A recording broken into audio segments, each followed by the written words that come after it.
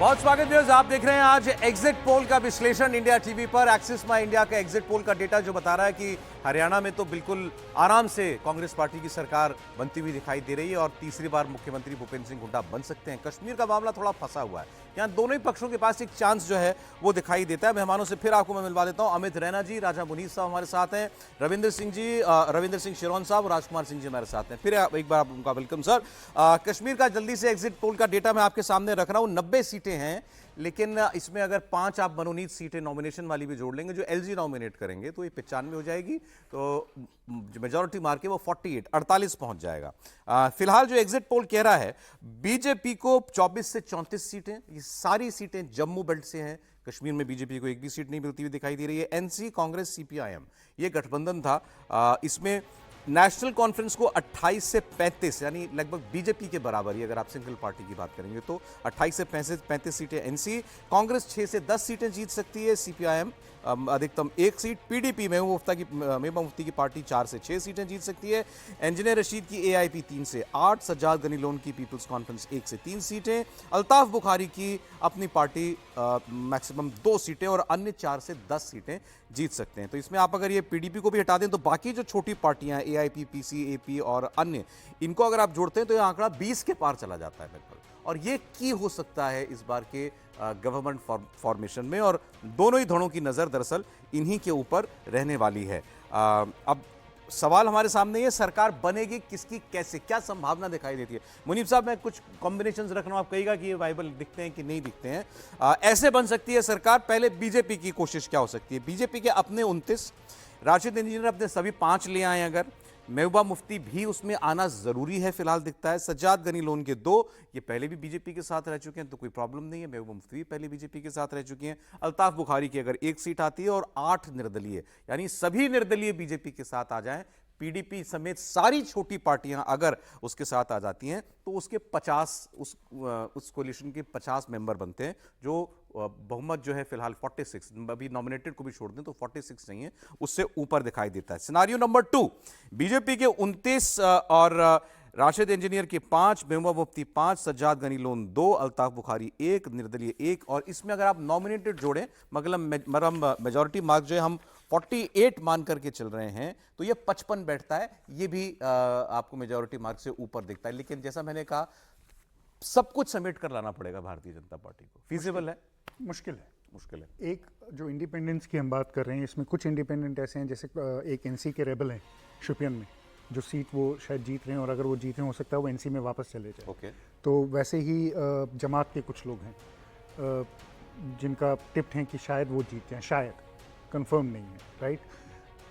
कांग्रेस का एक रेबल है जो लड़ रहा है, उसका मुश्किल है। एनसी का एक रेबल बनिहाल में लड़ रहा है जिसको एज है कांग्रेस के ऊपर, तो वो बड़ा मुश्किल है। सो ये 8 का नंबर। और फिर पीडीपी की जहाँ तक बात आती है, पीडीपी ने आज अपना जो सपोर्ट है वो एनसी को दिया, एनसी को बोला है। मुझे नहीं लगता कि पीडीपी इतनी जल्दी बीजेपी के साथ गठबंधन करने के लिए तैयार हो जाएगी, क्योंकि पीडीपी की प्रॉब्लम ये है कि पीडीपी की ऑलरेडी एग्जिस्टेंस जो है वैली में, वोट बेस जो पहले उनका जमात का था वो रहा नहीं है। बट अब उनकी अगर आप पॉलिटिक्स देखेंगे, वो एक्सट्रीम सेपरेटिज्म पॉलिटिक्स तक पहुंचने के लिए तैयार थे। वो आईएनसी, एनसी को भी यही कह रहे थे कि हमारा मुद्दा मान लीजिए तो हम आपके साथ जुड़ जाएंगे, जो जिसमें पाकिस्तान आता है और पाकिस्तान से बात करना आता है। तो महबूबा मुफ्ती का रेटरिक जो है वो बहुत हाई हो जाएगा, और क्या बीजेपी उस रेटरिक को एकोमोडेट करने के लिए तैयार है, वो सबसे बड़ा सवाल रहेगा उसमें। ठीक है, तो आप पीडीपी आप कह रहे हैं वो जा रही है, अगर जरूरत पड़ेगी तो नेशनल कॉन्फ्रेंस के पास ही जाएगी। राशिद इंजीनियर भी जिस हद तक जो पॉलिटिक्स वो करते हैं, राशिद इंजीनियर का भी वही है, क्योंकि उन्होंने भी कश्मीर का मुद्दा उठाया, कश्मीर के सोल्यूशन का मुद्दा उठाया, तो ये बहुत थिन लाइन है जो बीजेपी को कल से। लेकिन हो सकता है नेशनल, ये सुन रहा हूं कि कश्मीर में छोटी पार्टियां इंडिपेंडेंट के लिए बहुत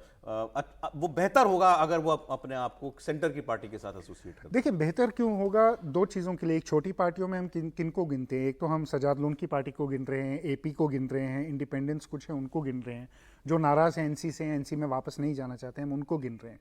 बट जहाँ तक इस इलेक्शन को हमने देखा है, और जो हमने सेपरेटिज्म का लेवल एक देखा है मेन स्ट्रीम पार्टीज का टच करता हुआ, जिसमें सबसे बड़ा रेटरिक इनका पाकिस्तान को लेकर है, एआईपी का भी है और पीडीपी का भी है। तो कहीं ना कहीं अगर वो नैरेटिव लेके बीजेपी सरकार बनाती है, फिर उनको नेशनल पॉलिटिक्स में कहीं ना कहीं वो हर्ट ना करे, क्योंकि बीजेपी का बहुत एक हार्ड स्टांस है पाकिस्तान को लेकर। तो कहीं उनको फिर उस पर कॉम्प्रोमाइज करना पड़ जाएगा, और मुझे नहीं लगता कि बीजेपी वो कॉम्प्रोमाइज 2014 वाला रिस्क बीजेपी नहीं लेगी, और ना वो पार्टियां लेंगी। मुझे नहीं लगता कि वो पार्टी लेने के लिए तैयार है, और बीजेपी भी वो रिस्क उठाने के लिए तैयार है। तो ये आप कह रहे हैं कि कांग्रेस एनसी की सरकार बनेगी, इसकी ज्यादा संभावना है? 70% चांस। 70%। 70% जी रैना साहब। देखिए, अगर आप देखें टोटल 90 सीटें हैं, और कहीं ना कहीं हम कह रहे हैं 21 सीटें नॉन इंडिया अलायंस और बीजेपी को जा रही हैं, जिसमें से 5 महबूबा की हैं। तो यानी 16 सीटें ऐसी हैं जो कहीं भी जा सकती हैं। तो अगर भारतीय जनता पार्टी प्रेडिक्शन के हिसाब से 30 करती और 16 सीटें वो लेती तो 46 हो जाती हैं। 5 नॉमिनेटेड में तो वो अपने अपने 51 हो जाती है। ये हो सकता है कि जमाते इस्लामी बीजेपी में डायरेक्टली ना जाए। ये भी हो सकता है कि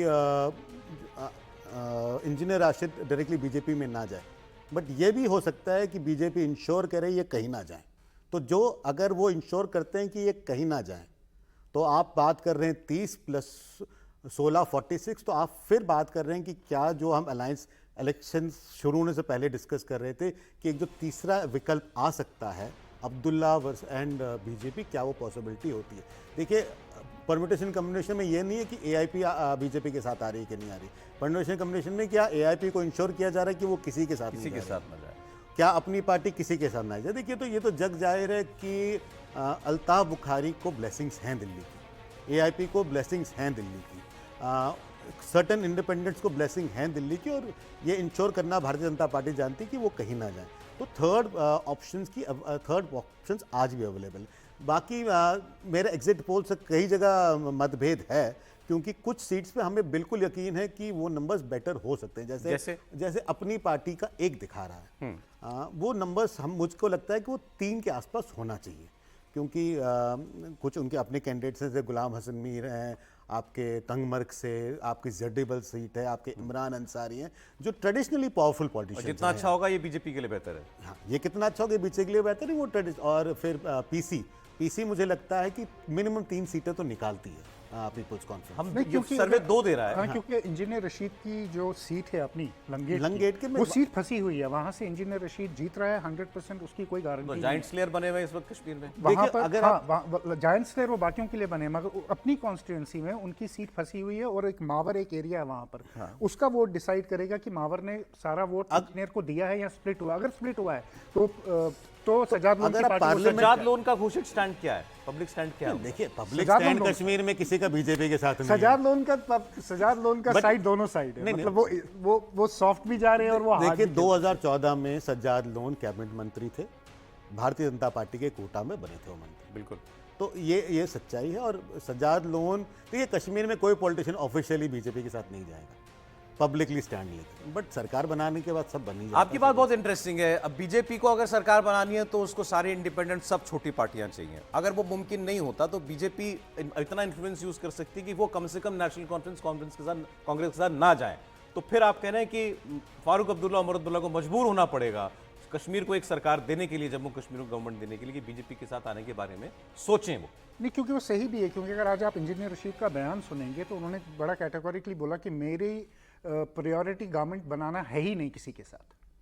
सो उन्होंने आज एक ये बात तो बोली है कि मेरी प्रायोरिटी गवर्नमेंट बनाना नहीं है, मेरी प्रायोरिटी जो है एआईपी को मजबूत करना है और कश्मीर की पॉलिटिक्स को आगे ले जाना है, एक वायबल पार्टी बनाना है। तो मैं बिल्कुल सरकार बनाने की तरफ मैं देख ही नहीं रहा हूँ किसी भी पार्टी के साथ।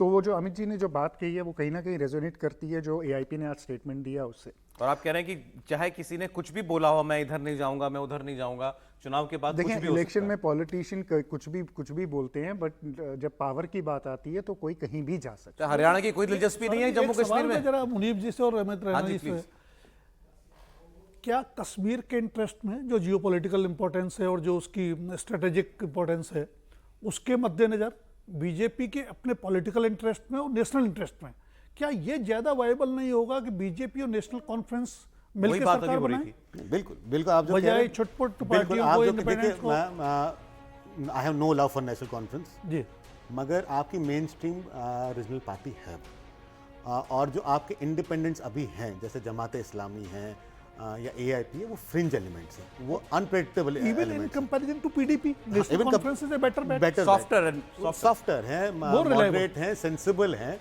तो आपके जो फ्रिंज एलिमेंट्स हैं, आप अगर जितना आप बाकी उनसे डेटा आप दूर रह प्लीज प्ले कर सकें दीजिए। उतना देश के लिए और उतना ही स्टेट के लिए बेहतर। और दोनों रीजन्स का मेरे ख्याल से एक सरकार में बैलेंस होना बहुत जरूरी अच्छा है, बैलेंस होगा। क्योंकि आप एक रीजन को, जम्मू को निगलेक्ट करके ये नहीं कह सकते कि हम कश्मीर सेंट्रिक पार्टीज जो हैं, हमारे पास नंबर है, हम नंबर बना लेते हैं, फिर आप जम्मू की एस्पिरेशन को कहीं क्या अब्दुल्ला परिवार में ये सोच हो सकती है? हो सकती है। देखिए, मैं आपको ये बता रहा हूँ कि ये इलेक्शन काफ़ी चीज़ों पे डिपेंड करता है। इसमें सबसे बड़ा इस पे डिपेंड करता है क्योंकि कई सीट्स इसमें ऐसी हैं जो 1000 वोट से नीचे पे डिसाइड करेंगी कौन जीतेगा। सर्वे कह रहा है 23 सीटें ऐसी बहुत नजदीक हाँ, मामले। और उसमें से दोनों सीट उमर अब्दुल्ला की हैं। जो दोनों सीटों पे वो इलेक्शन लड़ रहे हैं वो केक वॉक नहीं है उमर के। हार गए तो वो हार गए तो फिर बीजेपी का ऑप्शन जो है वो ज़्यादा ईजी हो जाएगा। बाकी पार्टियों को लेना, देखिए NC को एनसी को लेना, NC को ले। एनसी के साथ 23 सीटों में अगर 10 सीटें भी इधर उधर हो गई हाँ, तो पूरा 5 नक्शा सीटें बदल भी ऊपर। देखिए, अगर बीजेपी कहीं ना कहीं 32 सीटें ले आती है तो बॉस गेम ऑन है। अगर बीजेपी 32 का नंबर पहुंचती है तो गेम ऑन है, सरकार बना सकती है। बट अगर बीजेपी का नंबर 32 से नीचे जाता है और एनसी का नंबर 30 से ऊपर जाता है तो फिर बीजेपी के लिए बहुत बीजेपी का चीफ मिनिस्टर बनने का कोई चांस? अगर 32 है तो फिर बीजेपी का चीफ मिनिस्टर बनने का चांस है, चीफ मिनिस्टर भी हो सकता है। हो सकता है। मुनीब साहब, एक बात मैं जानना चाह रहा था कि जब इंजीनियर रशीद ने शपथ ली लोकसभा में और अमृतपाल ने, इन दो लोगों ने शपथ ली जो जेल में थे, तो उसके तस्वीरें आज तक जारी नहीं हुई हैं, क्योंकि मुझे लगता है सरकार को, कोर्ट को लगा होगा कि इनकी तस्वीरें बाहर ना जाएं। इनकी वहाँ पर किस तरह की पोजीशन है, कैसे समझते हैं लोग इनको कश्मीर में, जहाँ चुनाव 5-5 सीटें पे अगर जीतने की इंजीनियर संभावना रशीद है? कितने पॉपुलर है? इंजीनियर रशीद ने जो वोट लिया पार्लियामेंट में वो सिंपैथी वोट लिया, उसमें कोई शक नहीं, ठीक है। मगर इस बार जब इंजीनियर रशीद का अगर आप देखेंगे पार्लियामेंट्री हिसाब से देखेंगे, नॉर्थ कश्मीर में 16 में से 14 सीटों पर उन्होंने लीड हासिल की थी। इस बार उसी नॉर्थ कश्मीर में इंजीनियर रशीद को 2 से 3 सीटें मिल रही।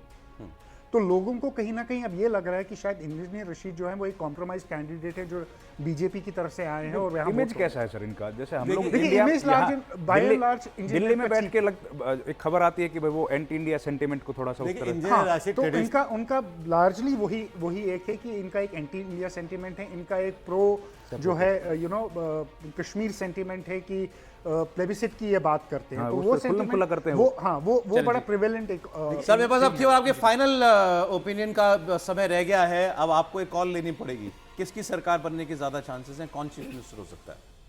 देखिए, चीफ मिनिस्टर कहना बड़ा मुश्किल है क्योंकि भारतीय जनता पार्टी ने कोई चेहरा नहीं है, चेहरा दिया नहीं है। एनसी में अब डिपेंड करता है। देखिए, अगर एनसी बीजेपी सरकार बनती है और उमर जीतता है तो उमर की प्रोबेबिलिटी बड़ी आई है। बट मुझे आज भी लगता है कि ये सरकार 2 बड़ी पार्टीज के बीच की सरकार है, बीजेपी और नेशनल कांग्रेस। जी मुनीब साहब, मुझे ये लगता है कि अगर उमर अब्दुल्ला जीतते हैं तो फिर कांग्रेस के साथ सरकार बनेगी और उमर अब्दुल्ला चीफ मिनिस्टर होंगे। बट अगर उमर अब्दुल्ला हारते हैं तो मुझे कहीं लगता है कि एनसी के डिप्टी चीफ मिनिस्टर होंगे और बीजेपी के चीफ मिनिस्टर होंगे। बड़ी क्लियर सोच आप दोनों की। आपसे ही पूछूं हरियाणा में कौन मुख्यमंत्री बनेगा? बहुत शुक्रिया राजकुमार जी, रविंद्र जी, राजा मुनीब साहब, अमित जी, बहुत शुक्रिया आपका।